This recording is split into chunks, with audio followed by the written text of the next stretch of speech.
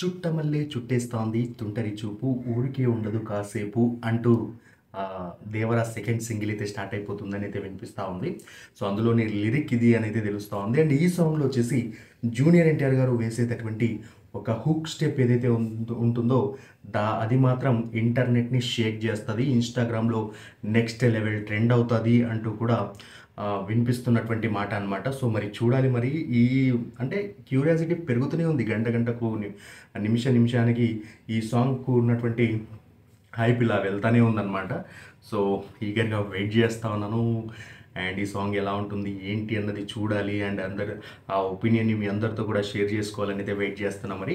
So junior NTR గారికి సంబంధించి కొరటాల శివ గారి డైరెక్షన్లో చేస్తున్నటువంటి ఈ చిత్రం వచ్చేసి సెప్టెంబర్ 27న మన ముందుకు రాబోతుంది. అంటే ఇంకో 40-50 డేస్లో మన ముందుకైతే ఈ మూవీ థియేటర్లో వచ్చేస్తుంది అనమాట. అండ్ ఈ మంత్లోనే మనకు దాదాపు ఈ మూవీకి సంబంధించిన 2 నుంచి 3 సాంగ్స్ అయితే అఫీషియల్గా లాంచ్ అయిపోతున్నారు. సో చూద్దాం మరి. ప్రస్తుతానికైతే ఈ సెకండ్ సింగిల్కి సంబంధించినటువంటి ఊపు వేరే లెవెల్లో ఉంది. అండ్ రామజోగయ్య శాస్త్రి గారు కూడా ఒక ట్వీట్కి రిప్లై ఇచ్చారనమాట.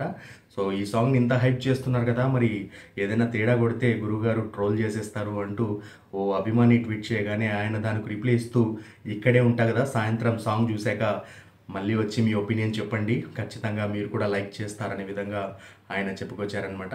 సో వెయిట్ చేద్దాం. అండ్ ఈ సాంగ్కి సంబంధించి అనిరుద్ధ్ గారు ఏ విధంగా మ్యూజిక్ కంపోజ్ చేశారు అనేది ఆసక్తి అయితే కలిగిస్తూ ఉంది. దేవరా ఫియర్ సాంగ్కు సంబంధించి స్టార్టింగ్లో కాస్త ఏదైనా అంతే కొత్తగా వచ్చినప్పుడు కాస్త టైం పడుతుంది ఎక్కడానికి.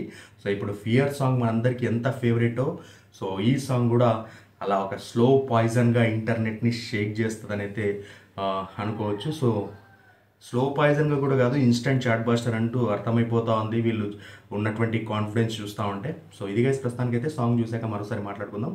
That's all for today. Bye guys.